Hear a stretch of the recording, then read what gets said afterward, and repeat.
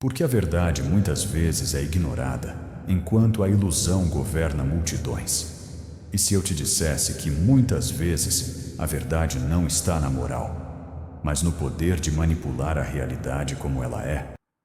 Maquiavel acreditava que o ser humano não age pela bondade, mas pela conveniência. E se você ainda insiste em viver num mundo idealizado, vai ser engolido por quem entende o jogo da vida real. Mas calma.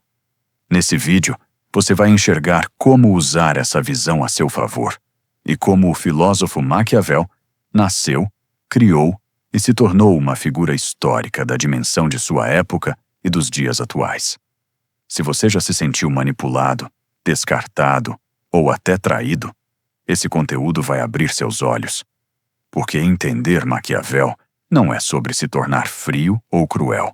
É sobre aprender a não ser mais uma peça no tabuleiro, mas alguém capaz de mover as peças.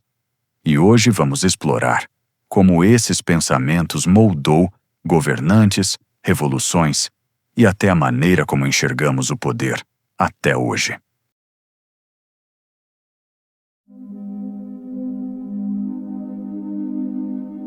Poucos nomes na história despertam tanto fascínio e desconfiança quanto o de Nicolau Maquiavel, um homem que viveu em uma época de guerras, intrigas e traições. Um pensador que ousou revelar aquilo que todos sabiam, mas poucos tinham coragem de dizer em voz alta que o poder, para ser mantido, exige sangue, astúcia e cálculo frio. Mas quem foi de fato Maquiavel? Um conspirador maligno, mestre da manipulação? Ou apenas um observador lúcido que expôs a face nua da política? Nicolau Maquiavel nasceu em 3 de maio de 1469, em Florença, Itália. A cidade era um dos centros mais vibrantes da Renascença, pulsando com artistas, filósofos e pensadores que mudariam o destino do Ocidente. Mas Maquiavel não nasceu em berço de ouro. Na sua infância, sua família pertencia à pequena nobreza empobrecida. Não tinha grandes riquezas, tampouco influência política. Seu pai, Bernardo, era advogado e amante dos clássicos latinos. Sua mãe, Bartoloméia, uma mulher devota, ligada à religião e à vida doméstica. Foi nesse ambiente de restrição financeira, mas de acesso ao conhecimento, que o jovem Nicolau começou a moldar sua visão de mundo. Nesse mesmo ambiente de pobreza, conheceu a maior riqueza que traria para sua vida: o conhecimento e fascínio por livros. Enquanto outras crianças sonhavam com batalhas ou com o brilho das cortes, Maquiavel se encantava pelos livros antigos. Leu Cícero, Tito Livio e obras de outros historiadores romanos. Desde cedo, percebia que o poder não era construído apenas com espadas, mas também com palavras, astúcia e estratégia. A adolescência de Maquiavel não foi marcada por frivolidades. Enquanto crescia, a Itália vivia um cenário fragmentado, dividida em cidades-estado, que se enfrentavam em guerras constantes: Florença, Veneza, Milão, Nápoles e os estados papais. A instabilidade era a regra. Já na vida adulta, em 1498, assumiu um cargo na chancelaria de Florença. Era um cargo modesto, mas estratégico. Ali, ele organizava missões diplomáticas, redigia relatórios e tinha acesso aos bastidores do poder. Nesse cargo, Maquiavel teve o privilégio e a maldição de observar de perto os grandes líderes de sua época: reis, papas e príncipes que comandavam exércitos, quebravam juramentos e traíam aliados em busca de mais poder. Ele via tratados assinados pela manhã sendo rasgados à noite. Viu cidades inteiras queimarem em nome da glória de governantes ambiciosos. E entendeu, com clareza perturbadora, que na política a ingenuidade não é apenas uma fraqueza, é uma sentença de morte. Foi nesse cenário que conheceu César Borgia, filho do Papa Alexandre VI, um homem que, aos olhos de Maquiavel, encarnava o verdadeiro governante: calculista, implacável, mas também dotado de uma visão estratégica sem igual. Borgia era temido, odiado e respeitado. E para Maquiavel, ele representava o retrato cruel, mas eficaz, de como se deve governar.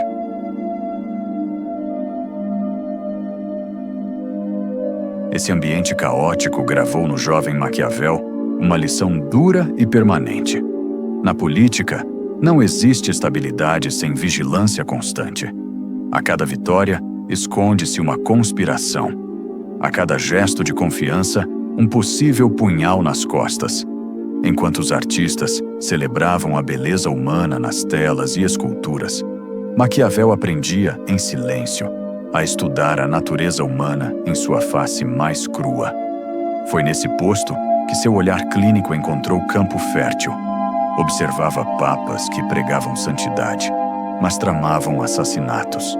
Reis que falavam em justiça, mas esmagavam povos inteiros para ampliar seus domínios.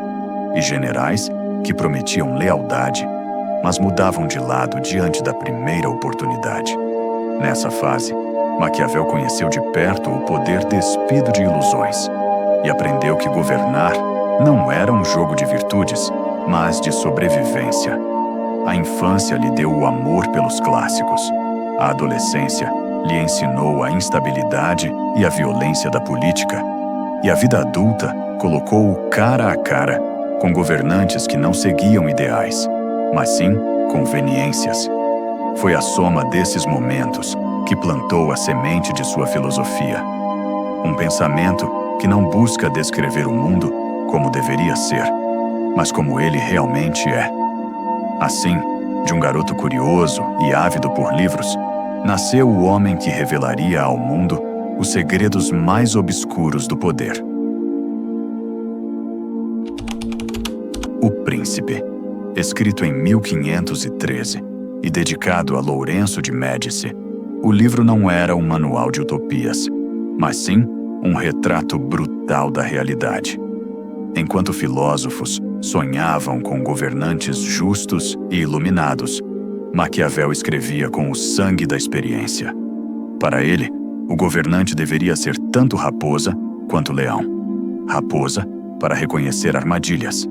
Leão para intimidar os lobos. Ele dizia que um príncipe deve buscar ser amado. Mas, se for obrigado a escolher, deve preferir ser temido. Pois o amor é instável, volúvel e condicionado. Mas o temor, quando bem administrado, é sólido, permanente e obediente. É aqui que surge a famosa distorção. Muitos acreditam que Maquiavel disse que os fins justificam os meios. Na verdade, ele nunca escreveu essa frase. O que defendeu foi algo mais complexo, mais denso, mais inquietante, que diante da ameaça de perder o poder e mergulhar um Estado no caos, o governante poderia, e talvez devesse, usar meios cruéis, desde que o fim fosse preservar a ordem e a sobrevivência da nação. Para Maquiavel, governar não era sobre moralidade, mas sobre eficácia.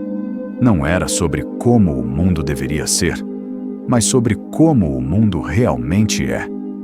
Nicolau Maquiavel não foi apenas um observador do poder.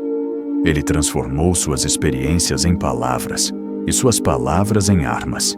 Durante sua vida, produziu obras que até hoje inquietam governantes, filósofos e estudiosos.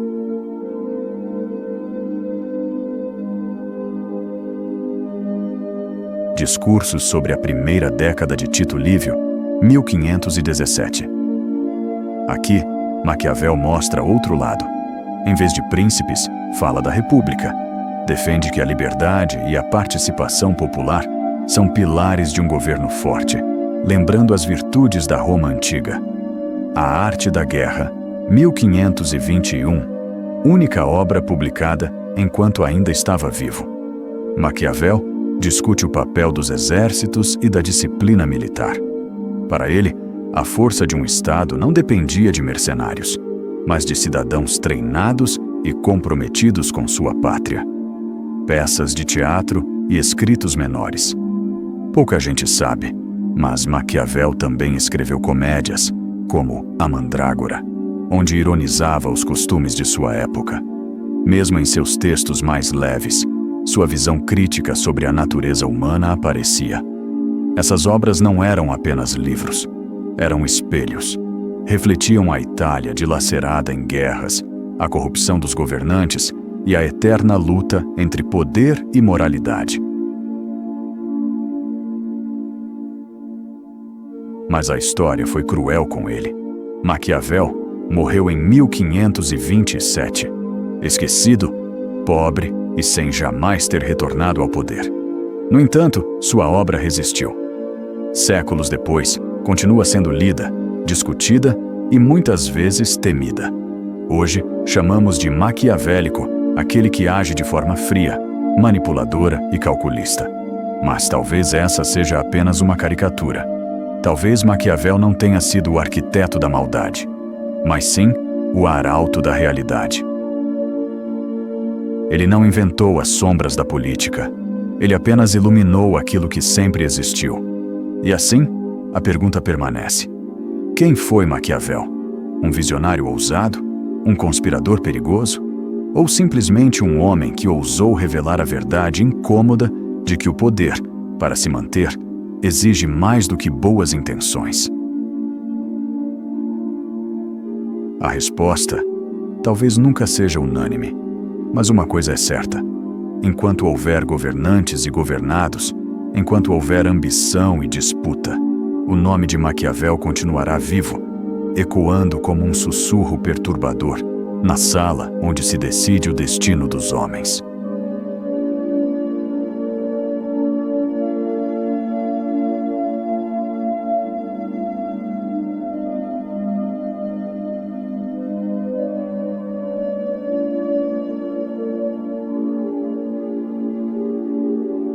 E você, já se deparou com algo similar em sua vida?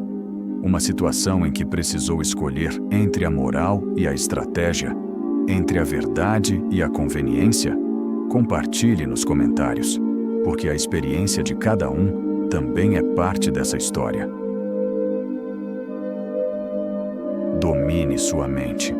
Torne-se você